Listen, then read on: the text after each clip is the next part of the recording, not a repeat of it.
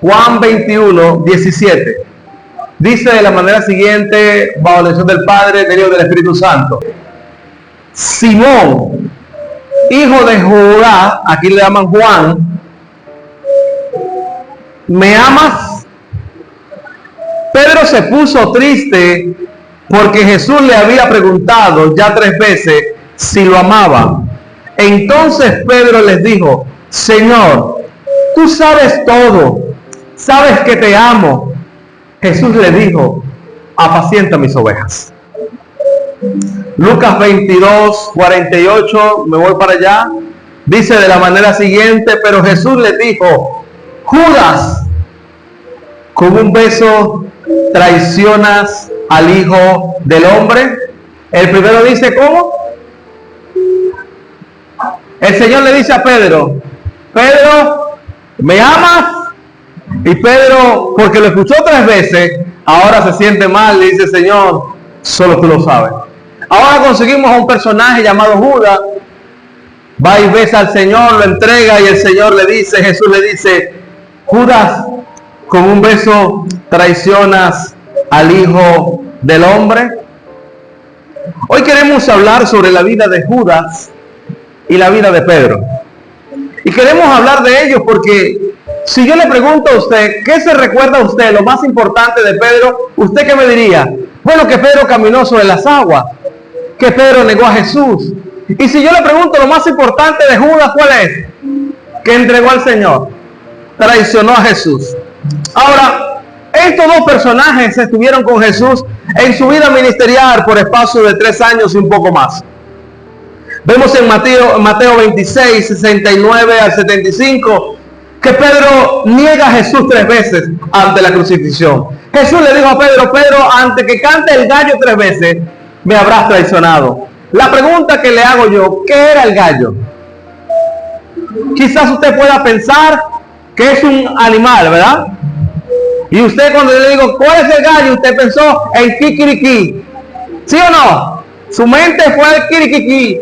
Pero en esta historia el gallo no es un animal, el gallo es un instrumento. Dice la Biblia que antes que suene el gallo, los soldados romanos tenían un instrumento que se llamaba gallo y lo usaban para cambiar de guardia. Jesús le estaba diciendo: antes que el guardia cambie de guardia, tú me vas a negar.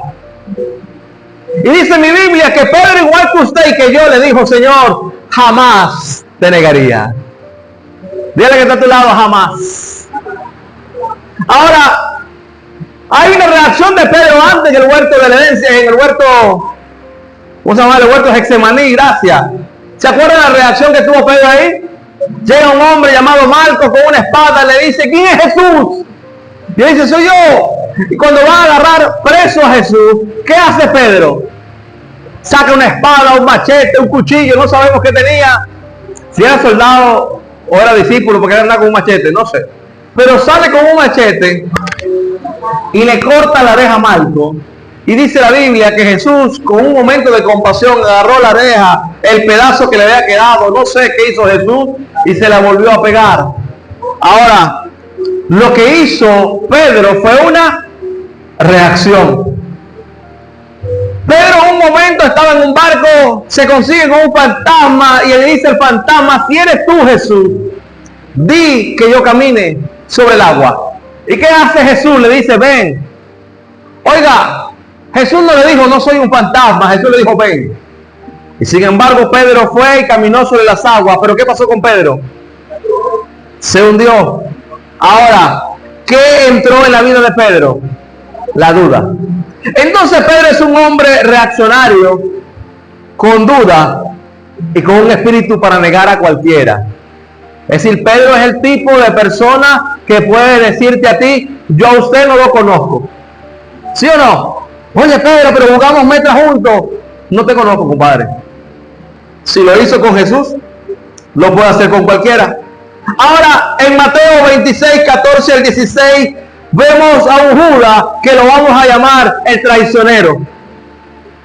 Y vemos a un Judas en el libro de Juan, capítulo 12, versículo 4 al 6, que mostró una actitud de desconfianza y mostró una actitud de avaricia cuando una mujer llamada María fue a ungir a Jesús y le echó un perfume. ¿Y qué le dijo Judas? Señor, con ese perfume podemos darle alimento a los pobres. ¿Qué le quiso decir Judas? Señor, esa plata yo la necesito. ¿Para qué la vamos a echar a tus pies? Ahora, la avaricia. Vemos la codicia, la desconfianza y la traición. Pero en el otro vemos un espíritu de aceleramiento, de querer vengarse. Vemos un tipo que también tiene un espíritu de negación, quiere negarlo y también traicionarlo. ¿Están viéndolo? Pero a uno Jesús le dice, Pedro, ¿me amas? Y quizá usted fuera sido Jesús, le dice, Pedro, ¿me amas aunque me traicionaste? Ah, sí, vamos a estar claros, ¿sí o no? No se haga espiritual. Uno le va a decir a Pedro, Pedro, apacienta tus ovejas, pero vos casi le haces lo mismo que me hiciste a mí. Y vemos a un Judas que cuando besa a Jesús, lo único que Jesús le dice, ¿con un beso me traicionas? Y el tema en esta mañana que yo quiero que usted pueda analizar es que a Judas le dio remordimiento, pero a Pedro le dio arrepentimiento. Vea la diferencia. El remordimiento de Judas los llevó a que las 30 monedas que le pagaron por traicionar a Jesús fuera al templo. Yo quiero decirte algo en este momento. Cuando pasa algo a tu alrededor que te lleva a sincerarte con Dios, si tú no corres al lugar correcto, te vas a morir. Y se lo explico por qué. Judas, al parecer, fue al lugar correcto. ¿A dónde fue? A la sinagoga. ¿Quién estaba en la sinagoga? Los maestros de la ley. Pero ¿quién le había pagado a Judas para traicionarlo? Los mismos maestros. Judas pensó ir al lugar correcto para decirle, oye, Judas, ¿verdad? Pídele perdón a Jesús, no vuelvas a hacer eso, ven acá, vamos a orar por ti. Ay, Señor, mira Judas, que es el último que se va a morir, pero no permita que se muera. Anda a pedirle perdón a Jesús. ¿Pero qué le dijeron a los hombres ahí? Mire, hermano, usted cobró, así que aquí no hay nada. Agarre que esa moneda es suya. Nadie quiso agarrar la moneda de vuelta porque sabían que era la muerte de un inocente. Y a consecuencia de eso, Judas entró en remordimiento. Pero el remordimiento no trae transformación, trae muerte. Y Judas fue y tuvo una muerte espiritual y física. ¿Cuántas veces la gente no tiene remordimiento pero no tiene arrepentimiento? ¿Sí o no? En cambio, Pedro observamos que tiene un corazón puro a pesar de sus errores y con un sentido de arrepentimiento, y lo que anhela Pedro es corregir su falla. Por eso después que negó a Jesús, la Biblia dice, y Pedro lloró amargamente. Judas corrió y Pedro lloró. ¿Ve la diferencia de una persona arrepentida? Cuando está contrito y humillado en la presencia de Dios, ¿qué pasa? ¿Qué hace? Llora como un niño sin tener esperanza. Ahora, Judas nunca buscó el perdón ni la redención de Jesús. Judas buscó la aprobación de hombres que hicieron que perdiera toda esperanza, toda fe en el perdón que solamente tenía Jesús. Su corazón estaba más inclinado hacia la avaricia y el dinero, pero perdió amor y lealtad. ¿Sí me está entendiendo eso en esta mañana? Judas pudo haber tenido un buen corazón, porque a mí me parece que fue un buen corazón ir corriendo a regresar la plata. ¿Sí o no? Ni siquiera la había gastado. Decirle, oye, me equivoqué, entregué al Hijo del Hombre, no puedo con esto. Tomen su plata, tirarla y regresarse y buscar a Jesús, pedir perdón. Pero se quedó con eso, con el círculo vicioso, con la gente que son religiosos. La gente religiosa, cuando tú pecas, tú le vas a contar el pecado y te condenan. Pero una persona que tiene misericordia y sentimiento correcto, cuando sabe que tú pecas y tú le cuentas el pecado, dice, hermano, vamos a orar para que Dios te restaure. Fue lo que pasó con Pedro. Pedro fue al altar a llorar amargamente. Y Judas fue al lugar incorrecto a contarle lo que había hecho. Entonces Pedro nos enseña que tener un arrepentimiento y redención nos lleva a vivir bajo la gracia de Dios, Porque la gracia de Dios es suficiente para perdonar tus pecados, aun cuando tú traiciones a tu maestro. ¿Cuánta gente no se va de la iglesia porque siente que ha traicionado a Dios? ¿Cuánta gente no se va de la iglesia porque se siente sucio delante de la presencia de Dios? Pero si entiendes que Pedro estaba sucio, si sientes que Pedro lo traicionó, es más, si sientes que Pedro vio a Jesús cuando lo negó. Porque dice la Biblia que cuando la tercera vez que lo negó, volteó y el que estaba allí de frente era Jesús y sus ojos se le quedaron clavados en el alma. Eso fue lo que hizo Pedro. Y fue y se postró y lloró amargamente. Ahora, la vida de Judas tuvo consecuencias a raíz de la avaricia. Hay un peligro, mis hermanos, cuando te dejas llevar por el materialismo y una ambición personal. Unas decisiones egoístas llevaron a Judas a tener unos resultados trágicos. No le dio importancia al arrepentimiento. No le dio importancia a la falta de perdón. Judas enseña en estos pasajes que si no te arrepientes y no buscamos un sentido de conectarnos con la esencia que es Dios, jamás podrá reconciliar su corazón. Hay una canción que dice: Judas, no hay tristeza ni dolor. Una canción de la época del hermano José Perero, de Marino, por ahí. Ahora, el problema está en nosotros, en que yo debo entender y comprender que muchas veces, a consecuencia del materialismo, mi vida se convierte como un Judas. No me importa si tengo conexión con Dios o no. No me importa si estoy bien o estoy mal. No me importa, es más, cuando yo me convierto en un Judas, en esta vida de iglesia, es cuando ya no me importa si oro o no oro, si leo o no leo, si busco o no busco. ¿Qué importancia da? Pierdo una conexión con el Espíritu Santo de Dios. Ahora, ¿qué será el remordimiento? ¿Se acuerdan cuando hay una mujer que está a dieta y dice: hoy comienzo la dieta, y el esposo le lleva una torta de chocolate o una torta de fresa o una milhoja, y sin temor alguno agarra esa milhoja y se la come? Después, ¿qué dice? Ay, siento remordimiento. El remordimiento viene después que hace. Antes no tiene remordimiento. Entonces el remordimiento es un sentimiento de culpa. Es una angustia que persiste después de haber cometido un error o una acción negativa. ¿Sí se acuerdan de eso? Fui a dieta, pero ¿cómo? Después viene la culpa. Pero el arrepentimiento implica una reflexión más profunda sobre las acciones pasadas, acompañada de un deseo de cambiar y de mejorar en el futuro. El remordimiento se centra en el dolor emocional y la culpa por lo que he hecho, pero el arrepentimiento incluye un comportamiento de aprendizaje y crecimiento espiritual. Ah, yo caí, fallé, no hay problema, yo me vuelvo a levantar, pero no vuelvo a caer en el mismo error.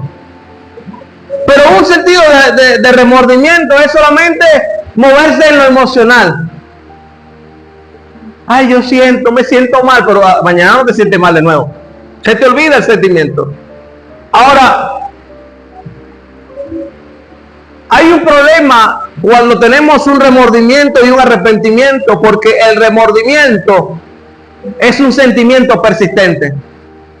Cuando alguien comete un error, por ejemplo, cuando alguien mata a otra persona, así sea por un accidente, por un automovilístico, por lo que sea, esa persona se llena de un remordimiento. Y ese remordimiento hace que haya un desgaste emocional.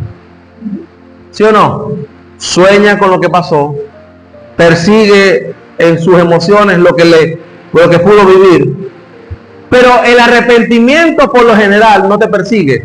El arrepentimiento por lo general es transitorio, porque siempre el arrepentimiento va a llevar a una acción correctiva. Cuando hay un arrepentimiento genuino, yo digo, bueno, no lo vuelvo a hacer más. Pero cuando hay remordimiento, digo, bueno, las emociones me traicionan. Un remordimiento puede llevar a una parálisis emocional, donde la persona se pueda sentir atrapada por la culpa. Pero un arrepentimiento suele motivar a tomar decisiones y medidas para evitar repetir el error. ¿Sí me está captando en esta mañana, verdad? Estoy hablando de las cosas que pueden causarles a usted en el remordimiento o puede causar a usted un arrepentimiento. Está en usted tomar la decisión correcta. Un remordimiento con respecto a las relaciones con los demás va a generar en mí un aislamiento y que yo me encierre en una caja, y esa caja se va a llamar culpa. Pero un arrepentimiento puede fomentar una reconciliación y la búsqueda de perdón en las relaciones interpersonales. ¿No se ha dado cuenta que cuando la gente tiene remordimiento entra en depresión? Pero cuando la gente tiene arrepentimiento, la gente va a buscar corregir el error y va a pedir perdón. ¿Se da cuenta de eso? Que hay gente que entra en su casa y no sale más nunca. ¿Por qué pasa eso? Porque lo estaba persiguiendo un espíritu de remordimiento. Parece que están aquí. Ahora, el remordimiento también va asociado a la fuerte culpa por el pasado. ¿Cuánta gente no han pasado por un aborto, inducido o no inducido, y luego por años se culpan por el aborto? Y tienen vejez y siguen culpándose por eso. Cuando vienes a Cristo, Cristo perdona todos tus pecados, borra tus rebeliones, sana tus dolencias. Por eso el Señor hace nuevas las cosas. Tienes que soltar eso. El remordimiento no viene de parte de Dios. Dios no se acuerda de tu pasado. Dios se acuerda de tu presente y va a bendecir tu futuro.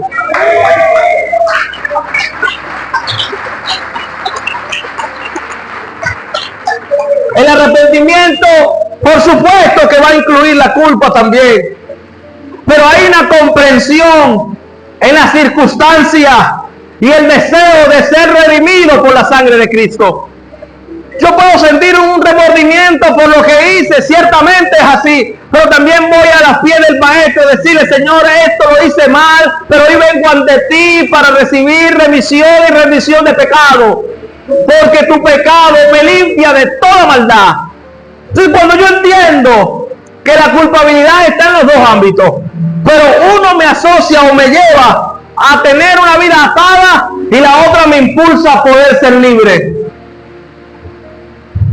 Lo siguiente es que el remordimiento en la autoevaluación, cuando tú la haces, baja la autoestima y todo para ti es negativo. No he escuchado que gente que yo soy feo, yo soy fea, yo no sirvo para nada, no sé para qué nací, soy la escoria de la vida, rata de dos patas. Así se siente la gente a veces, ¿no lo he visto? Gente que cree que no vale nada. Ahora, cuando estás en Jesús y hay un arrepentimiento, pero no un remordimiento, entonces tú haces una autoevaluación constructiva en tu vida, donde reconoces el error y buscas crecer en eso. Ah, que me equivoqué, sí, pero voy a mejorar. En la próxima vez el diablo no me tumba en eso. ¿Sí me está entendiendo? Porque cuando yo hago una autoevaluación y lo que hago yo es flagelarme, el enemigo dice, tú no sirves. Sí, es verdad, yo no sirvo. Eres una rata, sí, de dos patas. Y así ando yo mismo, me insulto. Pero cuando yo tengo una autoestima en el Señor, el enemigo dice, tú no sirves. No servirás tú, no te un espejo, bicho feo. Yo soy lavado por la sangre de Cristo. No, que tú no vas a crecer, de tamaño no, pero de espíritu sí. Cuando yo entiendo quién es mi Padre, yo no me dejo intimidar por el enemigo. Hay gente que te maldice todos los días, ay, tú no sirves, ay, tú no vas a prosperar, ay, tú no vas a servir para este trabajo, es que este trabajo te queda muy grande. Mira, ¿cuánta gente a mí no me ha dicho eso? Y después que uno llega a ser su director, le dice, ¿cómo que lo que decía? Ah, echando broma. Pero, oiga, hay gente que te menosprecia, pero si lo importante es que si el Dios que dio la vida por ti a través de Jesús te aprecia, Él va a hacer todo posible para que tú crezcas. Entonces, la autoevaluación, si va ligada a Satanás y a sus demonios, la autoevaluación en usted va a salir aplazado. Usted va a bajar su autoestima. ¿Sí estamos claros? Pero si la evaluación y arrepentimiento la hace el Señor, usted va a buscar de crecer en medio de su error. Y quisiera concretar, no cerrar, voy a concretar, en que en nuestra cultura el remordimiento se ve muy ligado a una carga emocional que usted debe soportar. ¿Sabe por qué? Porque nuestra cultura va muy ligada a que la gente te acuse. ¿Sí o no? Aquí la gente no se acuerda de su pasado, pero sí se acuerda del pasado del vecino. Y el problema está en que eso hace que usted cargue una carga emocional sobre usted. Si usted algún día falló en la comunidad por ese sticker o esa forma de vida, es que la va a catalogar toda la vida. ¿Usted sabía eso? ¿Cómo llamaban a María Magdalena? No me lo diga. Yo no sé cómo presentaban cuando la mujer adúltera la presentaban cuando iba a predicar. Como usted, la evangelista adúltera. Es que a la gente le gusta eso. ¿Saben cuando a Jesús le consiguen a la mujer esa del acto de adulterio y la presentan delante de Jesús? ¿Para qué la presentaron? ¿Para ministrarle? Para avergonzarla y apedrearla. A la gente le gusta el morbo. Por eso cuando hay un choque, ¿qué pasa con la gente? Todo el mundo corre. Todos pueden estar en su casa, ¿no? Aquí no me falta nadie. Pero vamos a correr a ver qué es lo que pasó. Y Chencho sale y Chencha le pasa por encima y así van. A ver quién llega primero. Ahora, pero en esta cultura de reino, el paso que damos es hacia la redención y el perdón. Aquí puede llegar el peor pecador de pecadores. Vea el pecador al lado suyo. Ese es el pecador más pecador. Ahora, cuando llega a la casa de Dios, nosotros no le preguntamos cuál es su pecado. Es más, a mí no me importa porque usted ha pecado. No me importa en qué condición usted llegó. Eso no es mi problema. Mi problema es predicarle el evangelio y usted se ha transformado. Esa es mi situación.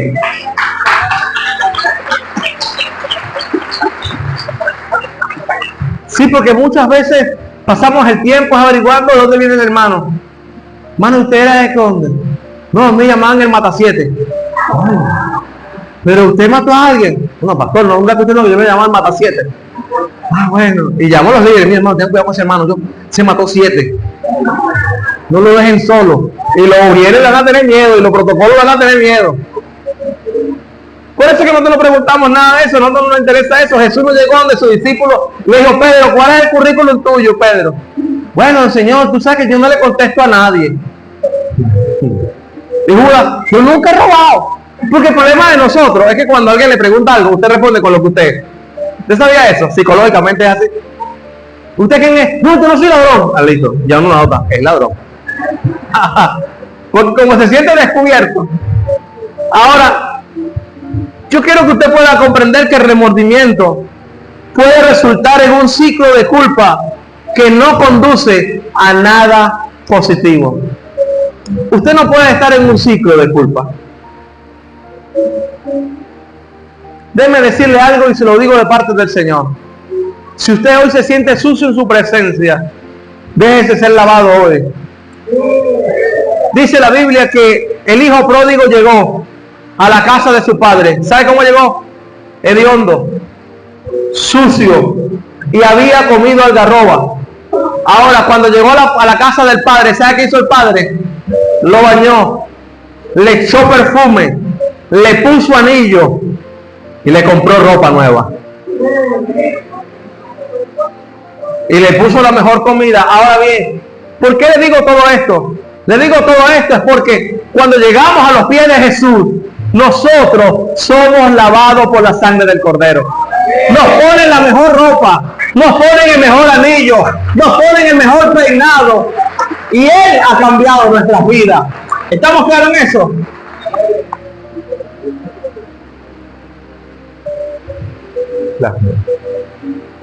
Y le digo esto porque llegamos a los pies del Señor y sentimos que somos los mismos. ¿Se dan cuenta, hermano Jesús? Que a veces tenemos gente en nuestra iglesia que, pastor, es que yo era, es que yo hice, es que yo fui, y no nos damos cuenta que estamos hablando del pasado. Yo era, yo hice y yo fui. A nosotros lo que nos importa es quién eres ahora. Y ahora tú eres un hombre o una mujer lavada por la sangre del Cordero.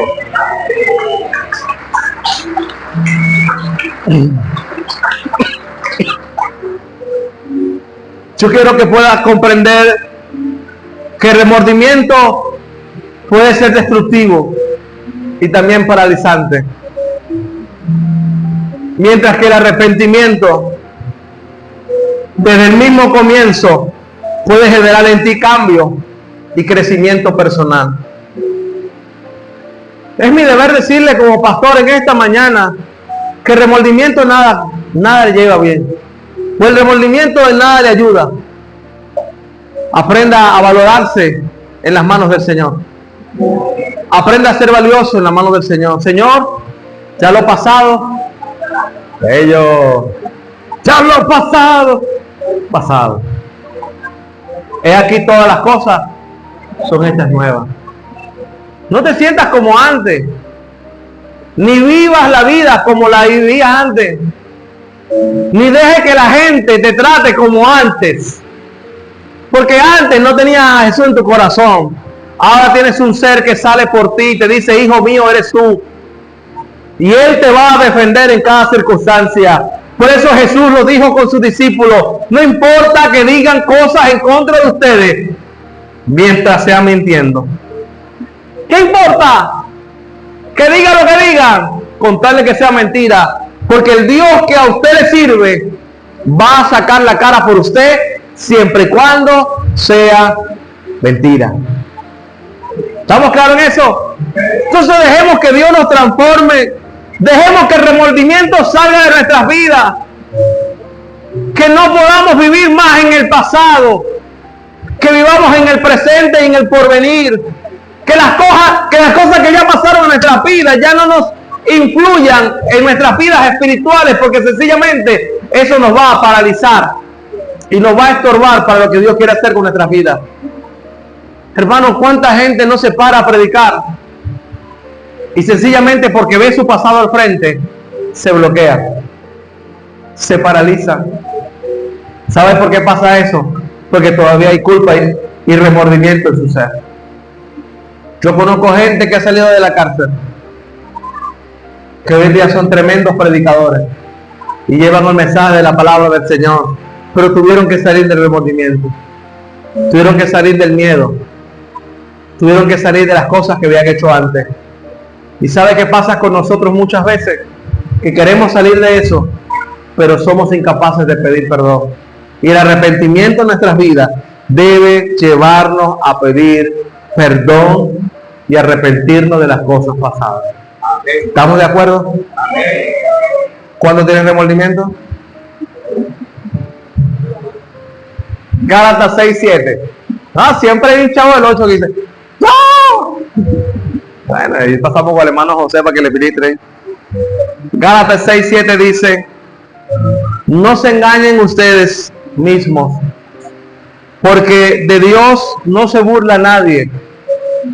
Uno cosecha lo que siembra. ¿Por qué quiero cerrar con este pasaje? Porque hay gente en nuestras vidas que ha sembrado cosas negativas. Hay gente que en nuestras vidas han sembrado maldición. Debe decirle algo bíblicamente: esa gente va a cosechar maldición. Pero no sea usted un portavoz de maldición. Si Cristo ha cambiado su vida y ha cambiado su ser, entonces en usted debe haber una siembra de arrepentimiento hacia otro. Si alguien te maldice, ¿qué debes hacer tú? Bendecirle. Si alguien te grita en la calle, ¿qué debes hacer tú? ¿Cómo gritarle? No le grite. Todo lo que el hombre sembrare, eso va a cosechar. Si siembras arrepentimiento en tu vida, cosecharás arrepentimiento. Pero si sigues sembrando remordimiento, en tu vida vas a cosechar remordimiento. Que nadie te acuse por algo del pasado. ¿De qué le sirve a la gente acusarte por el pasado? Si el pasado tuyo y mío lo lavó Jesucristo en la cruz de Calvario. Por eso cuando hay gente que viene a recordar el pasado, yo le digo, ¿quién habla? ¿Quién opera en ti? ¿Qué demonio me está hablando? Oh, mano, el único que acusa es el diablo. Y después el diablo sus hijos. Y si usted me está acusando porque usted es hijo del diablo. Ahora dígame, ¿quién opera en ti? Mire, se quedan callados y dejan el fastidio. Sí, porque así como unos son usados por Satanás para acusarte, otros serán usados por Dios para bendecirte. Por eso muchas veces el Señor nos dice, no salgas tú a defenderte, que yo te defiendo. Y cuando la gente te está acusando, sale alguien que no te conoce o que te conoce a mí y dice, no, él no es así. Porque Dios tiene que levantar a alguien para poder bendecirte. Entonces yo te pido en esta mañana que el remordimiento en nuestra vida pueda salir en el nombre de Jesús. Amén. Y que el arrepentimiento en vuestros corazones sea genuino. Para que obre el Espíritu Santo de Dios en vuestras vidas. Ahora sí voy a cerrar.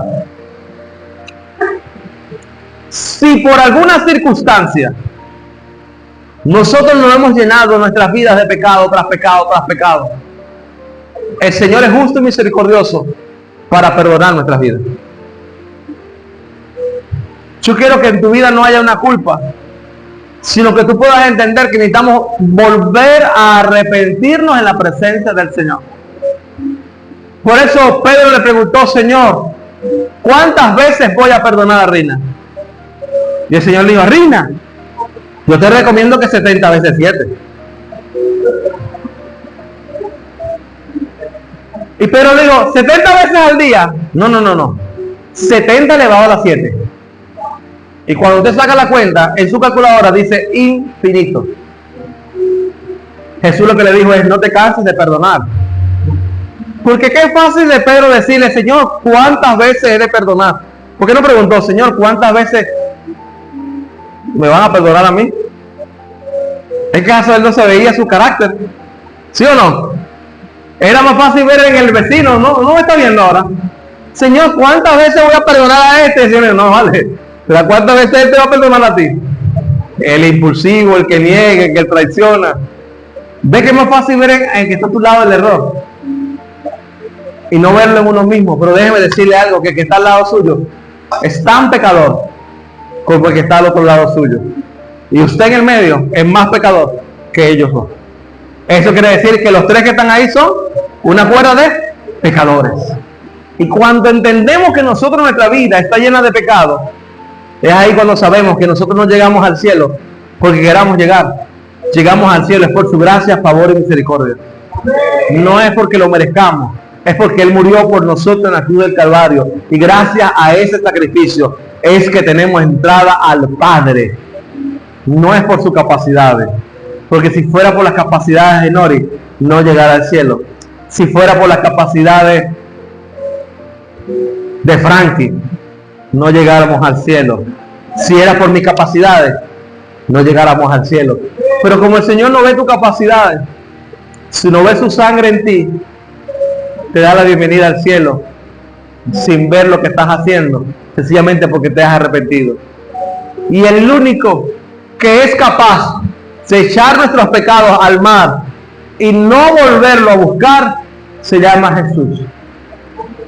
Pero si el Señor nos pidiera a nosotros, vayan a La Guaira y echen sus pecados al mar, yo le aseguro que muchos estuviéramos en La Guaira esperando que el hermano lanzara el pecado.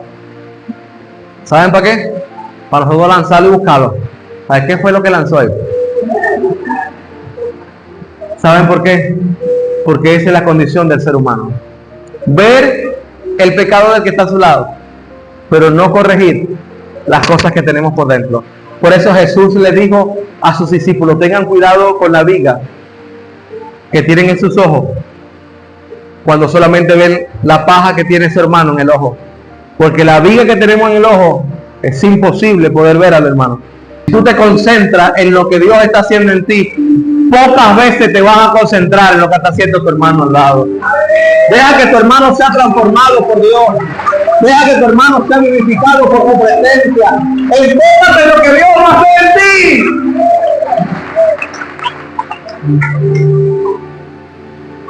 Si por alguna circunstancia tú sientes que tu vida está llena de remordimiento, o necesitas salir de esa culpabilidad, yo te pido que ahí donde tú estás, no vayas a pasar al frente. Ahí donde tú te puedas levantar, porque vamos a pedirle al Señor que eso salga en nuestras vidas. Cerremos todos nuestros ojos.